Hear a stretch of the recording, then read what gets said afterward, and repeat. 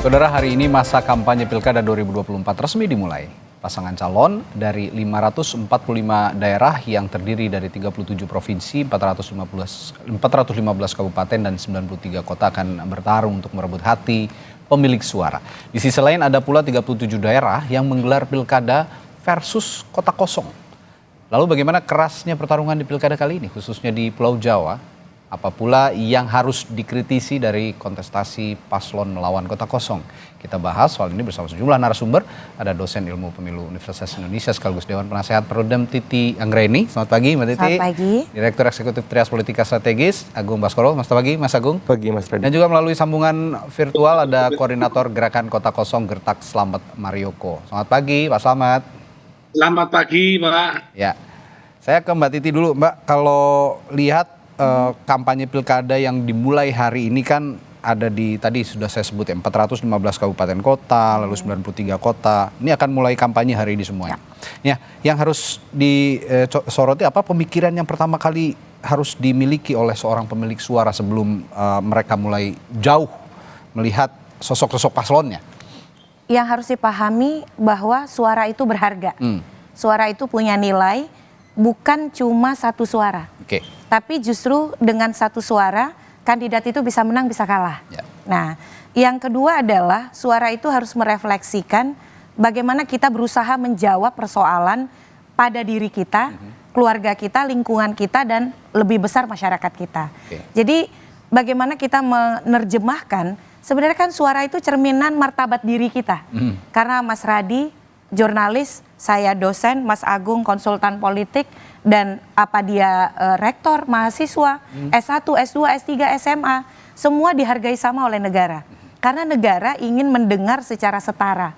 Nah, oleh karena itu penghargaan yang merefleksikan martabat diri kita, itu harus kita terjemahkan secara juga bermartabat. Oke. Nah, martabat itulah yang kemudian menjadi suara yang harus dibangun berbasis pengetahuan yang cukup. Siapa yang harus dipilih, mengapa dia harus dipilih. Kadang-kadang visi misi itu bisa ditulis dengan manis. Saya bisa bayar misalnya konsultan yang sangat pintar, lulusan luar negeri. Nah, Mas Agung bisa menuliskan visi misi 100 halaman, 200 halaman, tapi rekam jejak tidak pernah berbohong. Ya. Nah, kombinasi di antara keduanya, visi misi, program, gagasan yang ditawarkan, dan juga rekam jejak sebelumnya. Kalau dia bicara soal pemerintahan bersih, tapi ternyata pernah menjadi pelaku tindak pidana korupsi, ya berarti kan tidak koheren. Nah, jadi jadilah pemilih yang memang paham suara kita akan menjadi makna yang seperti apa. Oke. Ngomong-ngomong soal visi misi tadi, ini kan benang merahnya sebenarnya janji politik ya, janji-janji manis gitu. Kita lihat janjinya banyak banget kalau memang diperhatikan dari berbagai pasangan calon yang ada di pilkada serentak tahun ini. Tapi bagaimana pemilih ini kita kasih pandangan yang baik begitu, memilah antara mimpi sama realita. Mana yang mimpi kira-kira ini yang ngawang-ngawang nih mimpi nih, mana yang realistis untuk dijalankan? Iya, yang paling kita bisa ukur tadi rekam jejak. Ya. Jadi kalau dia tidak punya indikator prestasi yang terukur, otomatis kan merealisasikan sesuatu yang apalagi bombastis gitu ya, itu tidak akan mungkin. Tadi mewujudkan pemerintahan bersih kalau pernah menjadi pelaku tindak pidana korupsi sudah tidak akan mungkin. Yang kedua adalah kita memang harus agak capek sedikit mengukur soal misalnya kemampuan daerah. Contoh, sebagai bupati saya akan membangun bandara internasional, pelabuhan internasional. Kewenangannya siapa dulu begitu. Jadi cara yang paling sederhana adalah kita bisa berdiskusi dengan orang-orang terdekat atau orang yang dianggap punya pengetahuan. Apakah guru kita misalnya, atau orang tua, atau teman. Jadi biasakan untuk membangun diskusi sehingga kita saling bisa mengkomparasi. Contoh misalnya, saya akan tambah PAD di daerah ini menjadi 5 triliun. Padahal selalu minus PAD-nya. Nah, itu kan sesuatu yang apakah mungkin dijawab dalam 5 tahun. Jadi bagaimana membangun keterhubungan antara program manis yang ditawarkan dengan rekam jejak, kapasitas kemampuan daerah, dan yang paling penting apakah itu jadi kewenangannya bupati, wali kota atau gubernur begitu. Itu mudah. Dan yang terakhir Mas sering-sering nonton Kompas TV. Nah. Jadi Kompas TV juga akan terus menyajikan nih rekam jejak. Kalau mulai diperhatikan sebenarnya sebelum masa kampanye dimulai itu kan sudah janji-janji manis itu sudah muncul sebenarnya ya dari kemarin-kemarin. Nah, saya ke Mas Agung terus untuk Pilkada Jakarta. Ini sudah dilakukan sebenarnya mengumbar janji ini oleh pasangan R.K. Suswono, lalu juga oleh Pramono Rano dan juga oleh Dharma Kun ya, yang juga maju dari jalur independen. Kalau Mas Agung lihat ini sudah langkah yang start awal yang bagus atau justru too much nih, berlebihan gitu? Iya, pertama memang kalau dilihat secara personal masing-masing pasangan yang maju di Pilkada Jakarta ini memang punya rekam jejak. Tapi problemnya apakah rekam jejak itu memang relevan dengan masalah, kebutuhan, aspirasi masyarakat Jakarta. Nah, sehingga sedikit banyak itu terefleksikan ketika ada dalam tanda petik nih seperti tema pagi ini kota kosong. Karena ada beberapa calon kuat yang sesuai dengan aspirasi mereka di survei. Ya kita sebut ada Pak Anies Baswedan, Pak Basuki Cahayapurnama tidak bisa maju seperti itu. Sehingga akhirnya mengkristal gerakan semacam ini bukan hanya di Jakarta tapi di banyak tempat. Nah saya kira ini yang menjadi keresahan bersama, common sense semua agar agar ke depan tidak terulang lagi.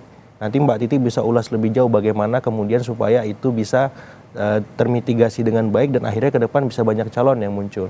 Yang kedua memang pemilih Jakarta kalau kita tahu kan sangat rasional. Rasional itu apa? Tadi sempat disinggung juga ketika dia punya visi misi yang fantastis, bombastis, apakah memang rekam jejaknya mengatakan demikian juga? Contoh Kang Emil di Bandung, Jawa Barat seperti apa? Mas Pram sebagai Seskap, sebagai Sekjen Partai Wakil Rakyat, bagaimana prestasinya kontribusi sebagai Wakil Rakyat? Pak Kun sama Pak Dharma juga ketika di Polri, ketika sebagai aktivis ataupun akademisi, apa yang sudah dilakukan gitu. Jangan-jangan rekam-rekam jejak mereka tadi hanya sebatas untuk pribadinya saja, tapi untuk sekitarnya, untuk masyarakat dan seterusnya belum teruji dan terbukti mampu sesuai dengan visi misi tadi. Artinya apa? Visi misi itu tidak berdiri tunggal sebagai entitas yang tidak bisa kita kuliti, kita bedah ke masa lalu mereka, ke keseharian mereka, ke masa depan mereka juga. Kang Emil sehari-harinya gimana sih? Mas Pram seperti apa?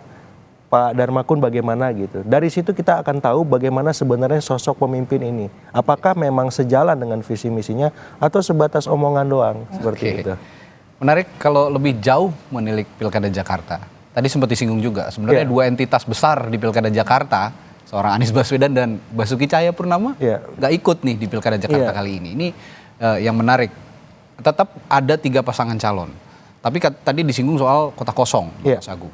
Meskipun ada 3 pasangan calon, adakah juga potensi di Pilkada Jakarta ini bahwa masanya Anies Baswedan dan Ahok ini, ya sudahlah, saya tidak akan memilih siapapun karena saya melihat sosoknya Anies Baswedan atau Basuki Cahayapurnama justru yang mampu mengendalikan atau memimpin Jakarta sebenarnya ke depan. Persis, karena apa? Karena kita tahu ya, mereka ini kan punya simpul masa yang jelas, yang solid. Ketika akhirnya tidak bisa maju pilkada, padahal pilkada itu adalah pertarungan magnet figur, uji personal kandidat, ini tidak terjawab dengan maksimal ketika nanti di hari H 27 November, karena orang-orang yang mereka ingin pilih tidak ada. Nah, otomatis potensi itu ada berarti ya untuk otomatis ada. Dan sudah mulai kan ada gerakannya untuk coblos semua kandidat, misalnya teman-teman dari jaringan rakyat miskin kota, karena mereka merasa ketika dipaksa harus memilih satu paslon, tidak mau melegitimasi proses yang dianggap tidak sesuai dengan konstitusi. Gitu. Tapi ketika ada pasangan calon yang muncul, ada 3 loh ini di Jakarta ini. Tidak sehat juga kalau kita tidak menyalurkan hak suara sebenarnya. Apa yang kita harus endorse kepada pemilih? Apa yang kita harus edukasi kepada pemilih agar 3 pasangan calon ini sebenarnya bisa dianggap merepresentasikan keinginan rakyat Jakarta? Nah, concernnya akhirnya ada di 3 aktor ya. Pertama penyelenggara, mau nggak mau harus turun gunung, memastikan partisipasi itu tetap terjaga. Apalagi trennya di Jakarta ini meningkat ya dari waktu ke waktu. Sehingga mau tidak mau misalkan mengaktifasi relawan demokrasi, mengaktifasi pemerintahan ke level grassroots terendah seperti RT RW supaya terlibat semua. Yang ketiga yang paling penting sebenarnya bagaimana juga selain penyelenggara pesertanya sekreatif mungkin, semenarik mungkin mempresentasikan ya janji-janji kampanye mereka, gimmick-gimmick kampanye yang memang sesuai dengan tren perilaku pemilih Gen Z milenial. Dan yang terakhir sebenarnya bagaimana tim relawan partai-partai pengusung ini juga bergerak ke bawah, memastikan pada hari H nanti seluruh pemilih konstituen mereka datang ke TPS mencoblos. Karena apa? Kalau tidak demikian, gerakan kotak kosong, coblos 3 paslon itu akan viral, akan bisa mendominasi, menghegemonik persepsi masyarakat Jakarta, bahkan ini bisa nyebar ke seluruh Indonesia yang punya kotak kosong. Nah ini bahaya saya kira, dan ini warning buat KPU di seluruh Indonesia untuk bekerja lebih ekstra lagi. Ya, dan tidak perlu mengancam pakai akan mempidanakan, karena itu bukan pidana. Betul. Ini belakangan ada yang ngancem-ngancem juga soalnya ya. Nah, saya ke Pak Slamet. Pak Slamet, Anda ini berarti ada di Brebes ya Pak ya, kalau saya tidak salah ya? Oke. Nah, Pak Slamet, apa yang menggerakkan Anda untuk membuat gertak ini ya, gerakan kotak kosong ini di Brebes, dan mengapa kalau Anda telusuri di Brebes ini bisa cuma punya satu pasang calon, Pak Slamet? Oh iya. Jadi gini Pak, saya dan teman-teman tergerak melihat fenomena kok kotak kosong banyak banget. Hampir yang tadinya sedikit naik jadi 100%-nya. Nah ini kok sampai terjadi di wilayah kami. Teman-teman itu prihatin terhadap demokrasi yang ada di Kabupaten Brebes. Ya, jadi dengan itu kami berembuk ini bagaimana menyikapi untuk ke depan Brebes. Kalau elit-elit politik yang ada di Kabupaten Brebes, semua elemen kok tidak memilih figur yang lainnya seperti itu. Oh hanya satu, bisa mengkerucut seperti itu. Sebenarnya ada apa di balik semuanya ini? Makanya kami tergerak dengan matinya demokrasi di Kabupaten Brebes. Kami ingin menghidupkan kembali demokrasi itu yang telah diambil alih oleh mereka, tapi mereka lupa suara yang sesungguhnya adalah di tangan rakyat. Jadi ini suara-suara untuk menyuarakan atau mengampanyekan kotak kosong di Brebes benar-benar ada dari bawah begitu ya Pak Slamet? Betul. Benar-benar dari arus bawah. Kekecewaan masyarakat yang baru kemarin diberikan kepada para wakil rakyat, ternyata dari partai-partai itu tidak mampu memunculkan kualitas pemimpin yang mampu dan bisa mengimbangi. Kok bisa blunder jadi satu? Makanya ada apa di balik semuanya ini? Kami ingin menggerakkan masyarakat sekaligus memberikan pemahaman demokrasi kepada masyarakat bahwa nyoblos kotak kosong itu sah. Yang tidak benar itu kita tidak nyoblos golput. Ya. Oh, yang tidak diperkenakan mencoblos golput, tapi kan sekarang ada medium kotak kosong gitu ya. Kalau memang calon yang diusung itu tidak sesuai dengan keinginan rakyat, ya monggo kotak kosong yang dipilih. Tapi ada apa sih dengan pasangan calon di Brebes, Pak Slamet, bisa diceritakan nggak? Bagaimana emang sosoknya? Apa sudah dikenali masyarakat sana tidak ideal untuk memimpin Brebes? Bukan masalah ideal maupun tidak ideal ya, tapi Bu Titi Anggraini tadi sudah menyebutkan. Untuk calon itu pasti kita harus tahu background-nya dan latar belakangnya. Itu jawaban saya seperti itu. Oke, jadi minimnya rekam jejak juga menjadi pilihan masyarakat untuk akhirnya mengampanyekan kotak kosong begitu ya? Menjadi tolak ukur masyarakat. Jadi tolak ukur masyarakat. Nah ini satu fenomena lagi, Mbak Liti, kotak kosong. Selain tadi di berita pengantar di Pangkal Pinang masif, sekarang di Brebes juga masif. Ya, saya kok agak khawatir. Ya ini memang legitimate gitu ya, kotak kosong ini. Cuman saya khawatirnya terresonansi ke seluruh Indonesia yang dipahami oleh masyarakat bahwa meskipun ada pasangan calon, saya tidak mau memilih siapapun karena sudah kecewa dengan kontestan yang ada di pilkada. Gimana nih Mbak Titi? Dalam tingkatan demokrasi yang matang, pemilih yang kecewa itu diwadahi. Karena itu menandakan ada koreksi atas proses politik yang berlangsung. Tadi Pak Slamet menarasikan dengan sangat bagus. Anda boleh punya kewenangan mengusulkan, tapi suara yang sesungguhnya ada pada kami. Jadi ketika Anda meninggalkan kami, maka kami akan memberikan penilaian, keputusan. Apakah apa yang Anda buat itu kami setujui atau tidak. Karena konsep utama dari pemilu itu adalah konsen, persetujuan. Jadi pemilih jangan dilihat hanya sebagai objek ya Mas Agung. Kami punya otoritas mencalonkan, kamu harus terima apapun yang kami tawarkan. Pilihlah yang jahatnya paling sedikit. Tidak bisa seperti itu, justru kita harus bangun standar moral yang memang betul-betul benar. bukan membenarkan hal yang biasa, tapi kan membiasakan yang benar. Nah, teman-teman dari Gertak ini membiasakan yang benar. Karena tadi mereka ingin satu fungsionalisasi partai politik. Ya. Partai berfungsi sebagai penghubung suara rakyat, bukan membangun kompromi antar elit. Yang kedua, betul sekali, kota kosong itu adalah saluran suara yang sah. Ya. Dan mereka tidak boleh dipaksa dengan misalnya menyatakan nanti kalau yang menang kota kosong uang daerah habis loh. Percayalah, negara sudah menyediakan konsekuensi atas pilihan berdemokrasi.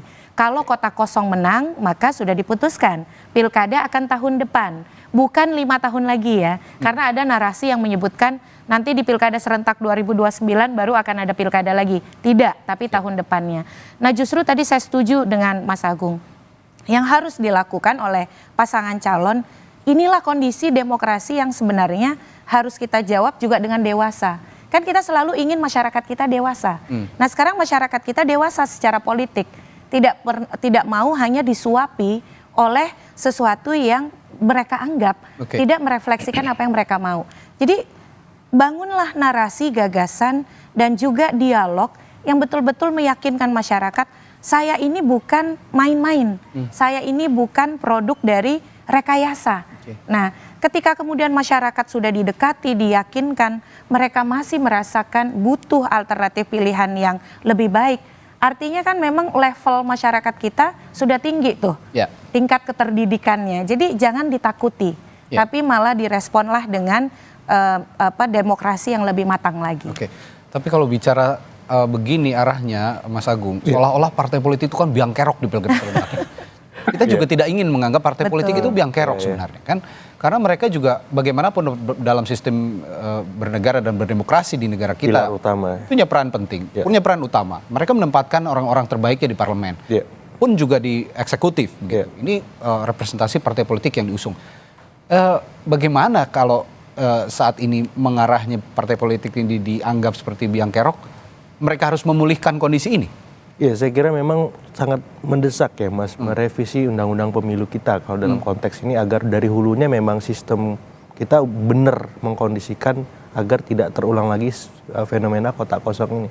Misalkan bagaimana soal yang paling utama itu pendanaan logistik ketika partai, kontestan, paslon itu berkontestasi, itu kan sampai hari ini belum terjawab dengan baik. Ya, pendanaan sangat tinggi akhirnya memunculkan sebuah pesimisme, kalau saya maju kemungkinan kalahnya besar, ngapain maju. Apalagi dalam tanda petik ada mahar yang harus mereka kondisikan untuk mendapat rekomendasi dari partai misalkan. Nah itu kan nggak murah ya, dan itu yang membuat banyak kandidat berpikir lagi, apalagi ketika dia meng-cross check ke hasil surveinya, elektabilitasnya rendah, logistiknya minim. Gimana mau menang, ya sudahlah saya nggak jadi maju. Yang maju ya memang benar-benar dapat rekom partai, kondisi dan logistiknya kuat. rekomnya juga harus ada dari DPP ya. Persis, Mbak. Dan itu ada harganya gitu. Dan itu yang membuat semua kandidat di seluruh Indonesia berpikir ulang untuk maju kalau memang kans dia menang kecil. Dan akhirnya ya saya kira ini presiden yang buruk ke depan kalau diteruskan. Apalagi syarat independennya juga berat. Harus mengumpulkan KTP sekian ratus ribu untuk Jakarta misalkan berapa, 750.000. Itu kan nggak mudah.